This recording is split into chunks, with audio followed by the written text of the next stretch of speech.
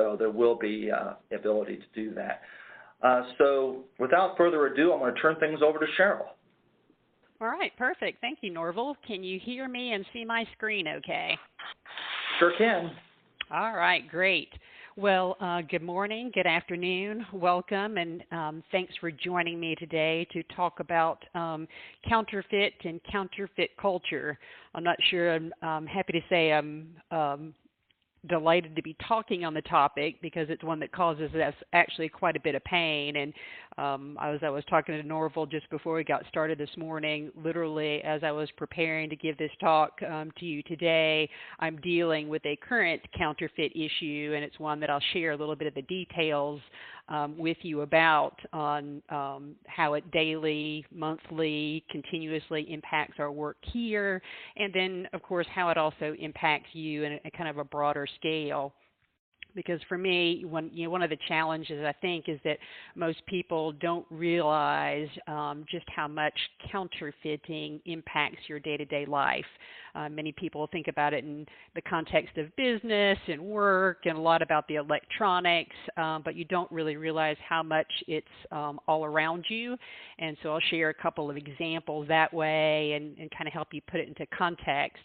Because one of the things that, that I think about too is, and this isn't a riddle, but I'm just going to throw it out here to get us started today, is, what do watches, shoes, purses, fish, olive oil, wine, car parts, electronics, what do they all have in common? Sadly, counterfeiting. And so you actually come across these far more likely than you realize in your day-to-day lives, and they can impact everything from your ability to do business as a company, but also your personal health and safety in the world. And so some things to be aware of in both your professional and personal lives that way. So again, as Norval said, I will be sharing the slide deck with you. My contact information is in there, so please, do feel free to follow up with me if you have any questions or further input that we're not able to get to in today's webinar. And I will periodically be stopping for questions, and Norval will help facilitate some of the questions that you add into the chat box as we go along.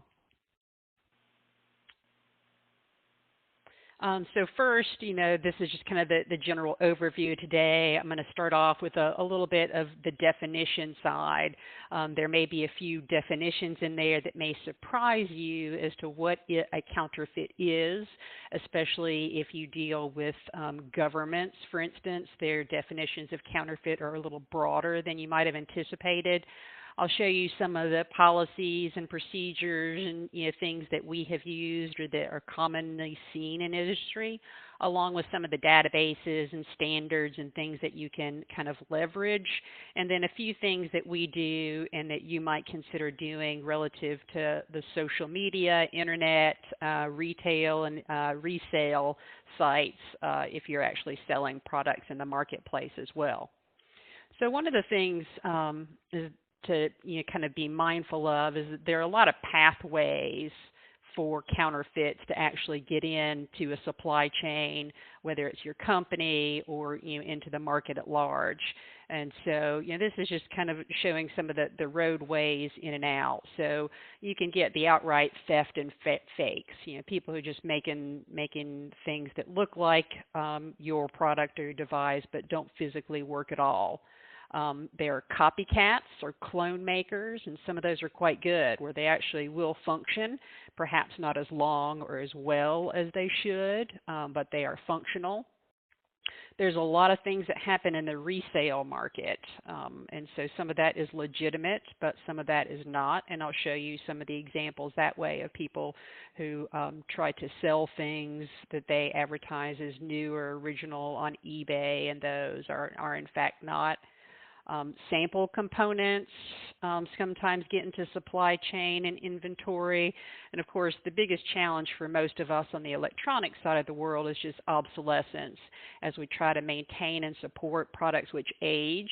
Some of those components get increasingly difficult to find from their original suppliers, and so there's other brokers that are out there, and again, most are legitimate, but many are not, and those are the ones you have to be prepared for. People who are salvaging, scraping, using components, and then trying to sell those as new, unused kind of inventory as well. So a lot of ways that counterfeits can get in and sneak into your business, and so you have to think about ways to address all those different kind of roadways into your company. And then just again to give a little perspective, I thought these numbers were actually quite remarkable. So just looking at counterfeiting versus other types of criminal activities out there.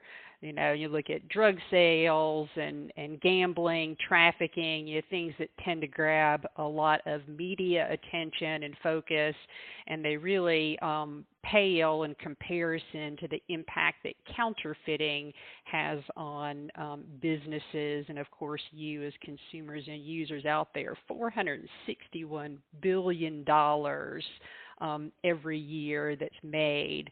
And so you can obviously see the attraction. It's quite a lucrative market and a way for many people to make a quick buck, but some very big dollars that pale into comparison.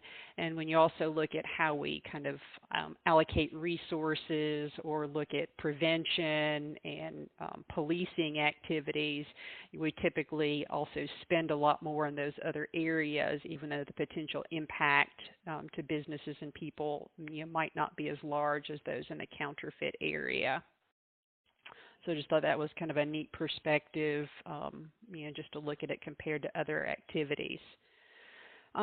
So again, for many of us that are in the electronics business, you know, obviously our focus tends to be on the electronic side. So again, back to that $461 billion being made in counterfeits today. Most of this activity does happen online. Not to say all of it, but a lot of it does. And so this little graphic here, which came from Adweek, I thought was a kind of a really neat perspective on that, showing some of the most commonly counterfeited items. And so electronics is circled there in red at about 15% of the market, and then footwear, eyewear, and then some of the sites where people are buying fakes online. So just things to be aware of when you're buying goods, you know, to be careful about the types of things you buy and where you buy them from if you think that the counterfeit could impact you in a negative way. But again, most of what I'm focused on here is the electronic side, and there have been a couple of really high-key or very high-profile cases recently, just in the past couple of years, that have been in the news here. This first one was counterfeit electronics, a couple of gentlemen running a ring on Long Island, which was focused around Apple products, iPhones and iPads, millions there. And then one that directly impacted the U.S. military and government was a ring out in Orange County, where there's an actual distributor who was taking used devices, remarking them, painting them, upgrading them, and altering them to sell them as new. So it's very real. In these cases, this particular one, these went to the federal government for use that way. So it's constant, it's big, it involves a lot of money, but it is, as I mentioned as we got started today, more than just electronics. And there are many things in here that can impact your safety and well-being, as a consumer. So one of the things for those of you who are ASQ members and who get the ASQ newsletter, this was just in last Friday's newsletter about fake vehicle parts, and talking about just the kind of the epidemic as they continue to grow in that field, on the many ways that's not just electronics, but filters, brake pads, airbags, part of the safety system. These things, if they fail, can impact life safety, human health, and it just continues to rise on the electronics end too as cars become more automated and have a much higher electronics content. The the amount of aftermarket materials that are just fakes is really on the rise out there and very impactful. So we're being surrounded by these kinds of fakes that, just good things to be aware of as you're a consumer out there in the market. I just thought it was very timely to see this in the news. And then the example that I want to share with you that really hits close to home for me, and is yet one I was dealing with this exact issue right before we got started today, is at National Instruments we make test and measurement equipment, and this is a GPIB device, which you're looking at here in this particular image right here. This is what it looks like, and this is one where we've had either one or more companies out there making fraudulent versions of it. And so we first noticed this. It's been a multi-year effort now. We first noticed it as we were getting some units that are getting returned back from the field where the serial number on the unit didn't match our records. It wasn't working correctly. And so we actually, designed some software, specifically that would, when the customer attempted to connect the device and work it, would let them know, hey, this is not a real product. It may not give you the results you want. And so there's a screenshot, right here on the left that shows, what the customer would see if they've bought one of these. And the primary market for these right now has been eBay. Over here in blue is a quote from an actual customer who bought one and then, attempted to use it. And here's what they're saying about it. It's well done, even at the board level. They've made very decent efforts to make it look, act, and be the real thing, but it's in fact not. And that was the issue with the customer we were having to deal with this morning, is they were reporting in that they bought their brand new GPIB device off eBay and it won't function correctly for it, and can they return it to us and get it repaired? And unfortunately it's a fake. It's not ours. The serials don't match. And it's one of those things that we have to make a kind of a constant effort to stay on top of. And I'll show you a little bit more about that later in the context of our social media strategy on that front. But I wanted to quickly just show you here and see if I can get this up. So this is just this morning when I was just kind of reviewing all the, quote, new GPIB devices that are currently listed on eBay. We don't sell new as a company on eBay. Some of these could be legitimate, but you just don't know. And so those are the risks that you take as a consumer, that it won't function as intended. You could indeed be buying a fake when you go outside those normal channels that way to procure things. So with that, I was going to take a quick break here before we transition into some of the definition side. Norval, were there any questions or comments in the chat box so far? Cheryl, none that I see at the moment, so it's probably safe to continue. Okay. I just saw one briefly flash up about incentives like Amazon and those people have. And so that's a good question. So the question was, okay, so you've got Amazon and eBay. Do they have any incentives, to monitor kind of for counterfeits?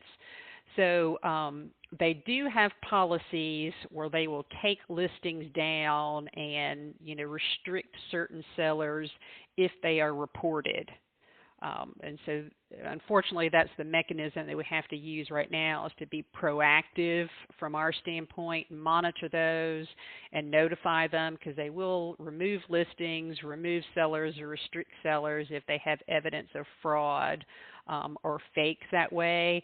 But there's very little that kind of on the incentive front for them to try to proactively go out there and do it. And to their defense, it's one of those areas that's really difficult, because it is completely legitimate to sell your, used gear and things that way on these sites. And some people could indeed be selling new original ones. And so it's really hard to determine, even with us, I can look at those listings out there. The new ones are always a flag for me. if they actually show a serial number, I can put it in the system and track it, but it's a very challenging and difficult area to determine, authenticity, who's legit and who's not. And so it's really kind of a constant kind of cat and mouse game, if you will, to stay one step ahead of them. So with that, I'm going to transition on into just some of the definitions of counterfeits, and then a couple other definitions that might be relevant to you and your business, depending on what exactly it is you're offering. So some of the definitions that you need to be aware of is at a basic level, counterfeits are any part, component, device, food, drink, whatever, that's not what it is represented to be, either from a material standpoint or from a company standpoint. So, a fake olive oil, a fake orange juice, a fish that someone claims is tuna, but it's really trout, all those are counterfeits. Faking another manufacturer's product, so attempting to duplicate it or pass it off as theirs is also a counterfeit. Counterfeits can also be any legitimate product, but something that failed test, inspection, or burn-in, or was never intended to be sold outside of the company's walls. So engineering samples, things for evaluation use, things that might not be rated to what you were, but were for evaluation purposes. If they are passed off as new or fully functioning devices, would be considered counterfeits. And obviously, they out-and-out fakes, empty packages, incomplete functionality, things that don't meet all the specs are counterfeits. Salvaged or reworked parts passed off as new. And then there's this whole other area that's kind of a subset of the counterfeit that the military and governments are particularly concerned about, is people who are not necessarily interested solely in the monetary aspect, but also use counterfeits as a way to put in what we call Trojans, malware, or tracking capabilities into government, military, or sensitive projects as well too. So a number of kind of different channels or reasons why people might be counterfeiting something in the first place.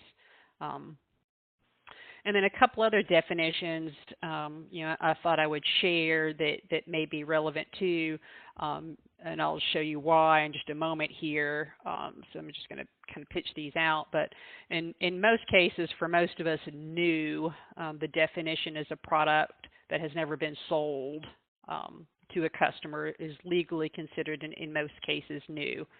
Used are products which have been sold or used by external customers or external parties for any length of time.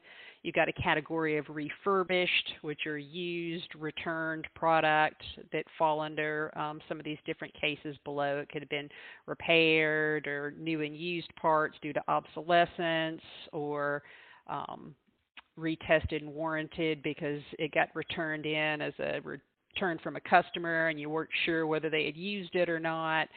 All those kind of tend to fall under most people's definition of refurbished. And then final, demo products, products which have been gently used for demonstration purposes, and are usually retested and sold at a discount with a limited warranty. And that can be everything from cars to electronics to used things. You see it even on Amazon, and most of the major retailers online now will even have, their kind of factory outlets where things have come back and they might have been used or might not. They might have damaged packaging or something, but they're sold at a discount for that reason. So just a couple of definitions to get us in there, and I'll show you why those can be important in a couple of minutes. But then I was going to transition a little bit and show you some of the kind of policies. And so these are NI, National Instruments, actual policies. We have one for ourselves as a company, and then we have one that's intended for our suppliers or the people we buy from. And so, this is what we share with all of our customers, letting them know that, we are aware that this is a challenge to us, you as users in the industry, and that we've worked hard to put in processes and procedures that can both prevent these from happening in the first place, and then if they do get in, how we mitigate them and protect both you and us as a company from any adverse effects due to that. So we have a counterfeit policy from that standpoint, and would encourage you to think about doing something similar at your business if you don't have one. And then also one that we issue to all of our suppliers as we bring them on board, and of course as we communicate with them over time as to what our requirements are when we deal from them, that we are only buying new, that unless you tell us otherwise, and then we have to know that in advance. And we ask that those people, our suppliers, are only buying from legitimate resources as well, either from the original distributors or a validated supply chain. And then we try to control the three parties down. Well, I buy from, and I buy from, and I buy from. Our intent is to try to maintain a safe supply chain as our first vanguard or our first defense. So these are two of our high-level corporate policies, again, one for us as a company and one that we expect our suppliers to follow and maintain, to help at least communicate that we recognize the importance and need to have those procedures in place. And so here's a little bit more detail about our actual anti-counterfeit policy and what it really means and what we do with that. So first, as a company, our goal is always to buy raw materials, components directly from the original equipment manufacturers or those authorized and franchised distributors. Now, we do have exceptions for that, but when we have those exceptions, we carefully validate those, and I'll show you some of the ways in which we do that and some of the procedures that we use to help keep us safe when we do have to go outside of our typical supply chain. And then we only use those through brokers with approval. And so as a company, we always maintain a list of qualified brokers, and we do that by commodities within the company. And these brokers have to always go through our supplier assessment, including a site audit.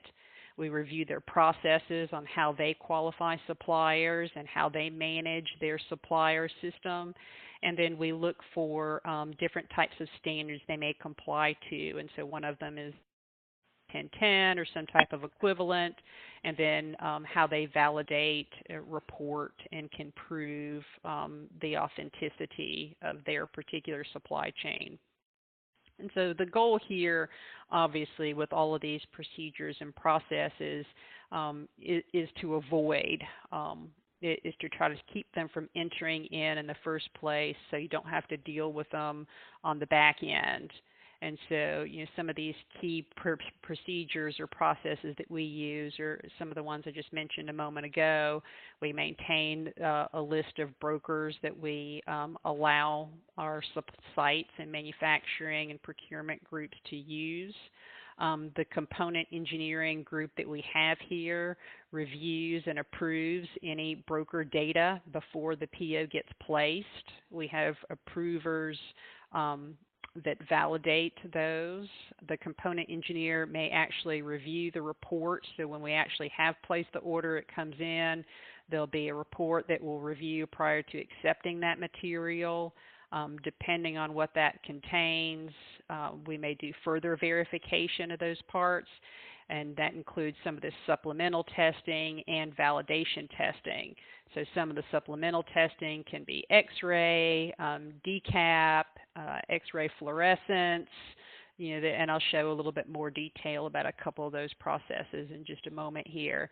And then for some types of things, we actually may do some more detailed electrical verification or validation testing to determine, functionality, and that's, can be required for some of the advanced microprocessors, memory, chipsets, things where you can get through some of the easier testing or the more quick and dirty testing that I referred to earlier, but you still don't know enough about the full functionality or the long-term reliability, because it can pass a lot of those tests, but we have bins and reliability requirements that it may not meet unless we validate against that. So before I transition into a little bit of some of the other specific requirements and standards out there, are there any questions, comments, input so far? Actually, there are. The first one I see here is, will any nuclear examples be covered? I don't have any nuclear examples in the presentation, but I have a whole laundry list of government and military ones that I can share afterwards. Okay. Yeah, because the individual who's asking this question is saying that they've written an article and can email it to the group, which may be interesting reading. So, yeah, if you're willing to email it to the group, send it to me directly, and I'll make sure that it gets shared with everybody who's online here that we have an email address for. Yeah, that's great, and I can add it in the supplemental links to the last slide or so of this presentation as well. Great. Other than that, don't really see any other questions. Are you seeing any from your side? I haven't seen any come across, no. Okay, then I think we're probably okay to continue on. Well, great. So for those of you who do business with the U.S. government or more regulated bodies, DFARS, which is the Federal Acquisition Regulation guidelines, they also have some specific requirements and recommendations for anti-counterfeiting. And so many of those are in common with some of the things that we do at National Instruments already. But I did want to point out a couple places where it is just good to maintain awareness. So the reporting, one of the requirements for the government is that, if you do become aware or have access or are impacted by a counterfeit, you have a duty and obligation to report that. And there are various mechanisms and ways that can happen, but the burden really is on us as victims, if you will, to make sure that that does get reported out to the industry. And the government has this GPIB, Government Industry Data Exchange Program, that I'll show a line or two about, that you can actually use to search, but is also a requirement for the reporting process. And so if you do have government contracts, you have to make sure that you or your supplier, that someone actually reports in those suspect or validated counterfeit components to help maintain the integrity of especially our military system, planes, and things like that are impacted by electronic parts and testing, air traffic control, a number of very kind of mission critical things in there. And then so those are just a couple things that some folks aren't aware of. Is this GPIB.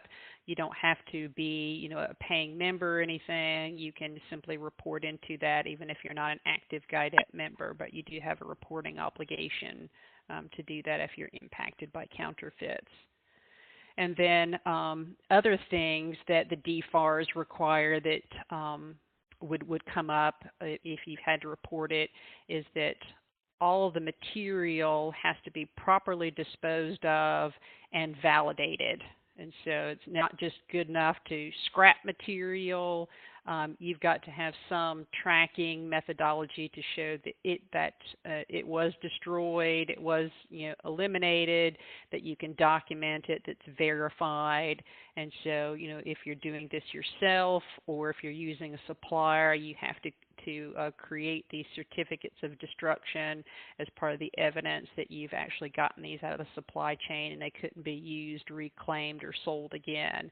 So it's something to be aware of if you do have to set up these processes, that you have validated people who can do this for you, or that you have good processes internally to do this yourself and to be able to document it. And then one of the things that is another area where people might not be as aware of, or again, back to the Department of Defense, the U.S. government side, is that the definition of counterfeit is really broad from the government standpoint. And so as an example, something that's used but sold as new is counterfeit. And so, it can be one of those gray areas where, as an example, you are a company and you take a customer return back from the field. Customer said they never used it, and you take their word for it and then, resell it to the government or something and later find out that it's been used. You could be held under the anti-counterfeiting kinds of obligations that way. The concern again is there that, you're properly protecting the U.S. government and the military from those Trojans, from tampering, from things like that. And so that can be, an area to think about, but also buying components that have been altered or marked, again, weren't what they intended, not the appropriate grade or level from a reliability standpoint, things that don't meet performance characteristics, so devices that don't meet spec. All those types of things fall under the government's definition of counterfeit. And so that can be a little bit broader than many people think about when they think about counterfeit as mostly just kind of an outright fake. So, things not living up to what you say they will or what your company says they will from a spec standpoint can put you at risk of being classified as a counterfeit. So very broad definition out there for those people doing business with the government that way. But kind of wrapping back into some of the beginning about some of the other things that are driving counterfeit demand, outside just the desire for folks to make a quick buck, is long kind of supporting design life cycles. And that's one of the areas where the government is obviously at key risk versus things like cell phones, which have a much shorter duration. Any kind of product that stays in the marketplace for a long period of time will eventually be vulnerable to obsolescence issues. Manufacturers stop making old parts as they go on to new and improved and smaller packaging. And so if you're trying to support a product at your company that has a really long life, you have to plan for obsolescence. And so you have to be looking and working directly with your manufacturers and suppliers on when things are expected to go end of life, doing, those end of lifetime buys that you think will allow you to support your product before that supply dries up. And so, you have to be thinking about this before it happens, if that's part of your reality, so that you're prepared for it. Because again, once the original manufacturer stops making them, there'll be small pockets of them that will show up as a legitimate one, but people will be looking for those opportunities there to make a buck through reclaiming parts and selling them as new, counterfeiting things to kind of fill the gaps where the market's no longer providing supply. And so from the DoD, the Department of Defense standpoint, of the reported counterfeit parts, you can see that the majority of them were obsolete when they actually were reported as counterfeit. So they weren't, the new and greatest technology. They were kind of end of life, things that had been in the market for a while, which were no longer being manufactured by the original equipment people. And then the government and industry has been working very hard to come up with some of these techniques like DNA authentication for microcircuits, where you can actually, put that kind of tracer evidence in the microchip itself that allows you to basically pull out the pedigree and determine that it's original. And that's what the photo in here is showing, is some of the experiments and evaluation that they're doing for different types of DNA marking technology. And so, they do that on a lot of the devices that they procure and they make, and they're constantly working with industry on technology to improve the ability to validate authenticity of components that they use. And then here's just a little bit more on that GPIB, that database I was telling you about. And I'll show you a couple more databases here shortly where you can look both for evidence of counterfeit, suspect counterfeits, companies that have been reported as providing counterfeit devices. So there is a suspect counterfeit database out there that is searchable, but this is also the place where the government requires that you submit data to it if you are doing business with the government and find a suspect or confirmed counterfeit. You don't have to be a member, but the expectation is that you or the supplier, someone in the supply chain, does report it if it comes up and it gets into that database to protect us. Some other standards and bodies that are out there, SAE on the automotive side has the AS 5553 standard that they have out there for aviation, mil, aero, any kind of high performance or rail electronic applications. And so it gives some requirements that can be used broadly across the organization. So that's something that you can leverage if you're in one of those industry sectors. There are also a number of companies who specialize in helping people like you and me, helping us in companies. ERAI is one of those. So they help both monitor the supply chain and counterfeit risk mitigation. They have a reporting system, resources. They maintain links and reports on the state of counterfeits in the industry, and what the industry is doing out there, as well as services that you can use to help you manage end of life, last time buys, kind of manage the whole process of component lifetime so you can mitigate the risk of getting some of those obsolescent parts as counterfeits into your supply chain. And then also industry consortia, the IDEA is a membership program in there. They have the 1010 standard and work with the industry as partners and training to help you set up processes, procedures, and structure to help protect you and your company and make you have robust processes within there. And it's done in kind of working in conjunction with SAE and the other industry groups as well, but it's another place where you can find quality resources and standards to help you develop anti-counterfeiting strategies for your company. But really the goal for you here is to think about, especially for those longer life components, creating processes and finding partners before you need them. So obsolescence is a fact of life, and anymore as the components begin to change more and more rapidly, and those are things that are driven by our cell phones and constant churn in the consumer industry. Those manufacturers are going where the new parts and the new opportunities go, and so they'll more quickly leave behind parts and platforms than they did in the past. So odds are you're going to be impacted by obsolescence. So, start thinking now about those procedures, processes, and partners that you can work with to help you deal with that before it happens. So, pick some potential brokers that specialize out there, validate them, understand their processes. I'm showing an example here of a company called Converge, who we've used to help us validate components and parts and suppliers. And they can also help if you do indeed need a refurbished part in terms of making sure they are high quality ones. So if you do have a very old product or platform that you have to support and there is not a new component to be found, they can actually work to refurbish, certify, qualify things that you could use to keep a program up and running if you needed that, and also inspection and validation processes that you could use, again, to make that as safe for you as possible. So think about all those things in advance. Look for those partners out there. And then, you can do some of these things yourself depending on your company and your resources and the types of equipment you have. Or again, you can use some of those suppliers like the Converges of the world out there.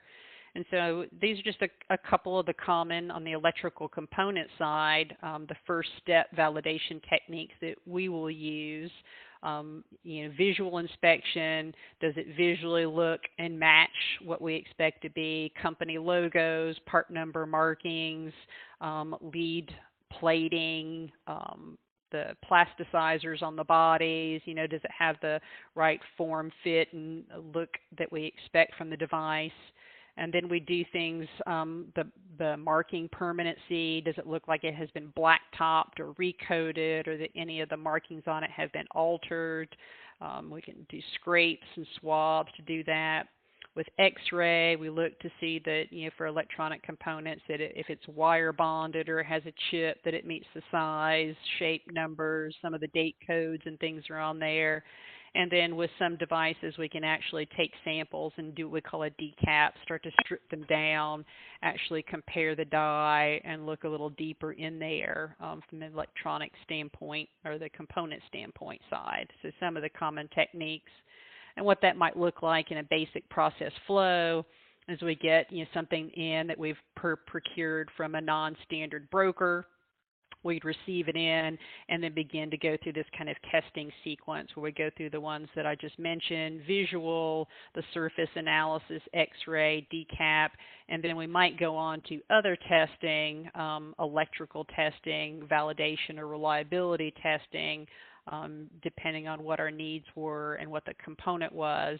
We'd make a decision as to go or no go, fake or authentic, report that out, and then decide, how we want to handle that into our own processes from that way.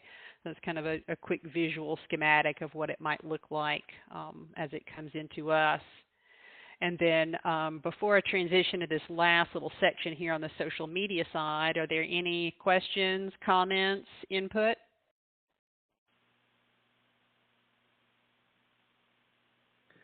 I'm not seeing any here other than a question about your sharing your slide deck, but we already have a copy of your slide deck, and you've already told me it was okay to share with folks afterwards. Absolutely. So we will be doing that. And we're also recording as well, so that the recording will be posted to YouTube here a little bit later today. Well, perfect. And then, a final thing to think about, again, depending on your company's needs and what you actually produce or manufacture is, do you need to be out there looking at social media and the internet, kind of monitoring and managing what goes on out there? And, at National Instruments, we use a couple of techniques out there. So first, we are looking at certain areas, and we have tools. I just gave a couple of examples of tools that you can use that can help feedback on social media posting that's going out there. So if someone posted, hey, NI fake or counterfeit or bad experience with something, we have a constant kind of monitoring that we do to look out for those types of things. And then, as I mentioned, looking at things like the reseller sites, the eBays and the Amazons, reports that come in from customers, to try to help us keep one step ahead or at least on par with what's going on.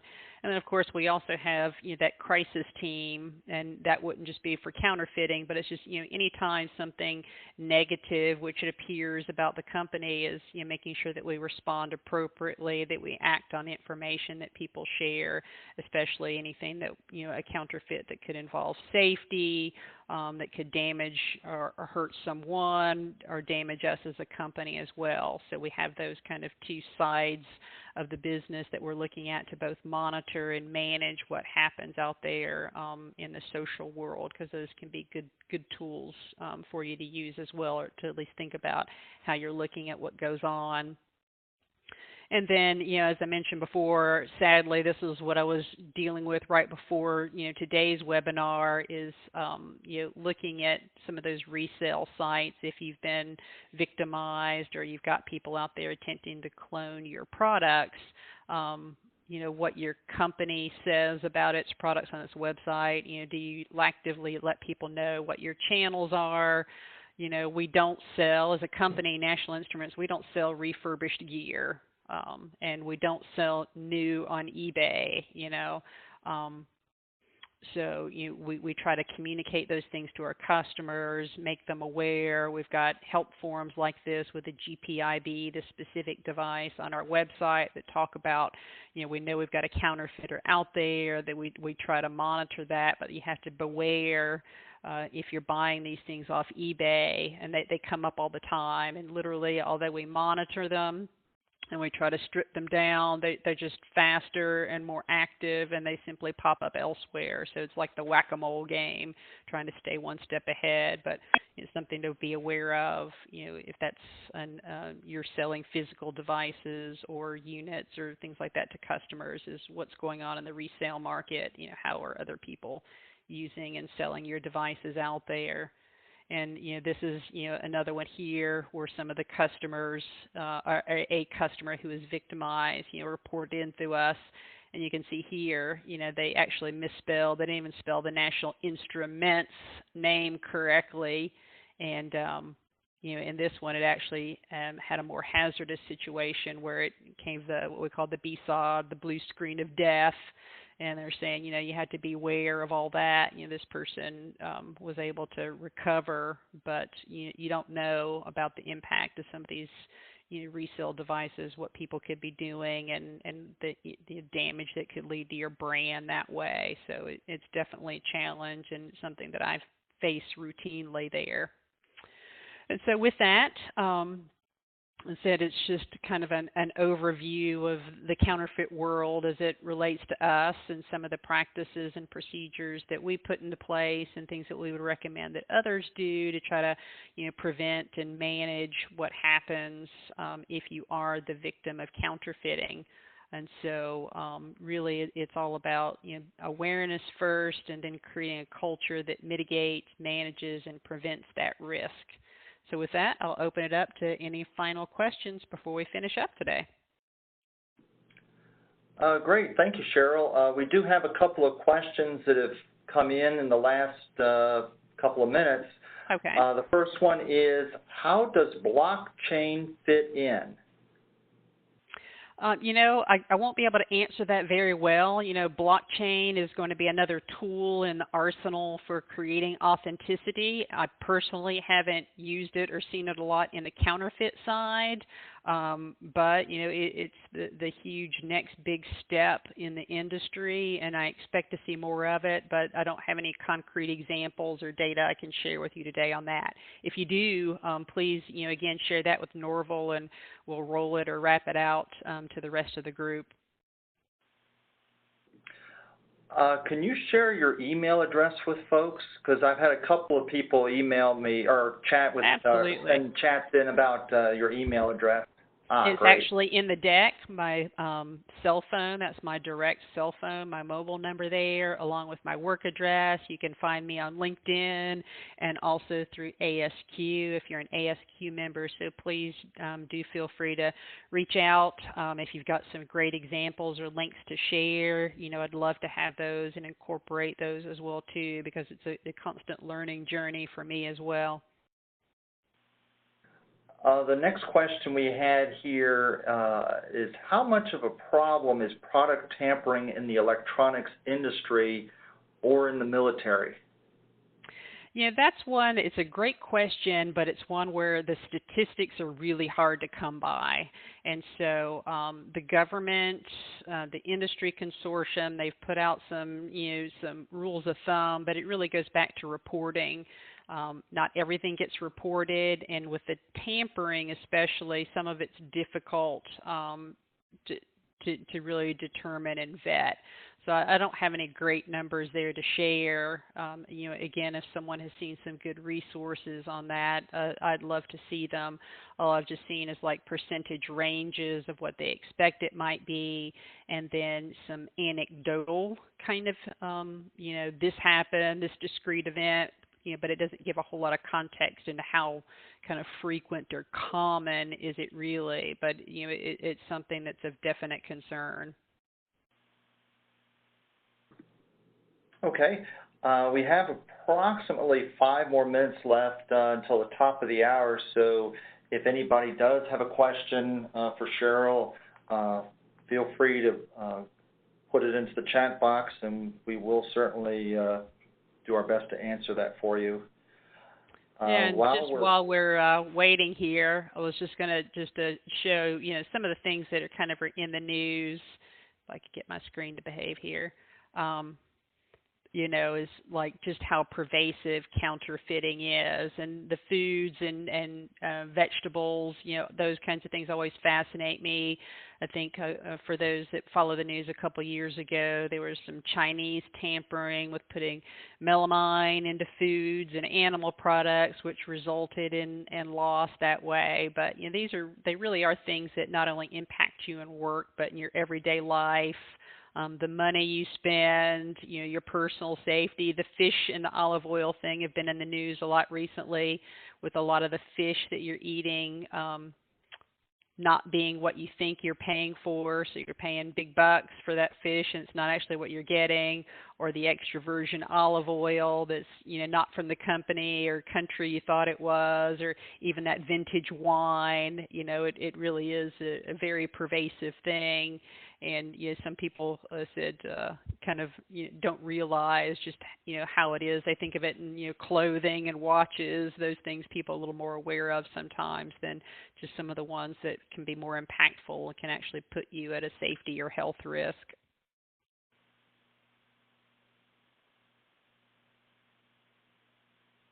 Okay. At the moment, we're not seeing any other questions. We do have another minute or two before we'll be signing off here. While we're waiting for that possible last question, reminder once again, our next webinar will be is scheduled for a week from Thursday. It'll be Thursday, August the 9th. It'll be Systems Thinking into 2018. Yes, we still need it, with John Lafferty. John is President and CEO of Sell My Life. So don't see any other questions coming through, Cheryl. That's probably going to be about it. All right. Well, great. I appreciate the time today. And again, please feel free to follow up with me or send me other useful links, reading, or stats of interest. I'd love to have them. Great. Well, before we sign off here, I'd like to thank Cheryl once again for presenting for us today. Thank you, Cheryl. Thank you. And also to thank everyone for tuning in today as well. We will be following up here later with an email to those of you who are online with links to a feedback survey, a link to the recording from today's talk, which will be posted to YouTube, and a copy of Cheryl's slide deck. And we also have an additional article as a bonus related to counterfeits that we'll be sharing also. So be looking for that here the next few hours. And until Thursday, August 9th, when our next webinar occurs, we'd like to thank you once again, and we'll see you soon. Hope everybody has a great rest of the day. Thanks a lot. Bye now. Bye-bye.